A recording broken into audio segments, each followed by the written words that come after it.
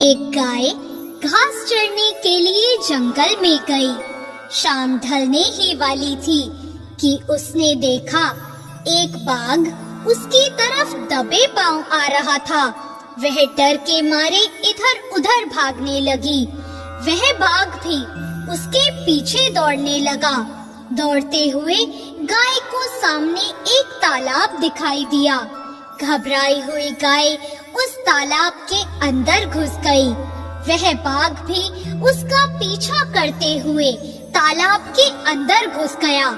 तब उन्होंने देखा कि वह तालाब बहुत गहरा नहीं था, उसमें पानी कम था और वह कीचड़ से भरा हुआ था। उन दोनों के बीच दूरी काफी कम हो गई, लेकिन अब वह दोनों कुछ भी नहीं कर पा रहे थे। वह गाय उस कीचड़ के अंदर धीरे धीरे धंसने लगी। वह बाघ भी उसके पास होते हुए भी उसे पकड़ नहीं पा रहा था।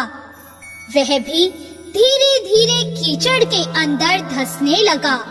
दोनों ही करीब करीब गले तक उस कीचड़ के अंदर फंस गए। दोनों हिल भी नहीं पा रहे थे। गाय के करीब होने के बावजूद भी वह बाघ उसे नहीं पकड़ पा रहा था। थोड़ी देर बाद गाय ने उस बाघ से पूछा, क्या तुम्हारा कोई गुरु या कोई मालिक है? बाघ ने गुर्राते हुए कहा, मैं तो जंगल का राजा हूँ, मेरा कोई मालिक नहीं, मैं खुद ही जंगल का मालिक हूँ। गाय ने कहा, लेकिन तुम्हारी उस शक्ति का यहाँ पर क्या उपयोग है? उस बाघ ने कहा, तुम भी तो फंस गई हो और मरने के करीब हो। तुम्हारी भी तो हालत मेरे ही जैसी है।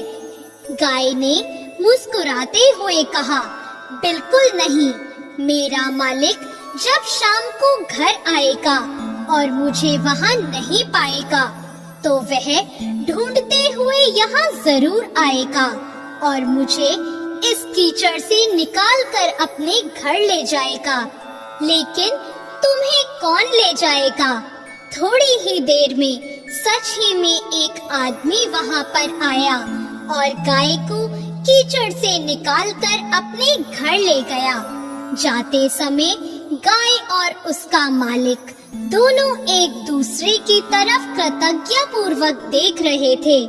वे चाहते हुए भी उस बाघ को कीचड़ से नहीं निकाल सकते थे, क्योंकि उन्हें अपनी जान का खतरा था।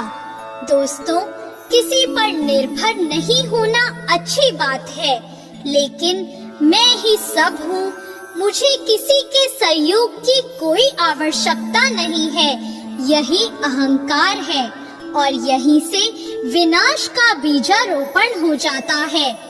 ईश्वर से बड़ा इस दुनिया में सच्चा हितैषी कोई नहीं होता, क्योंकि वही अनेक रूपों में हमारी रक्षा करता है।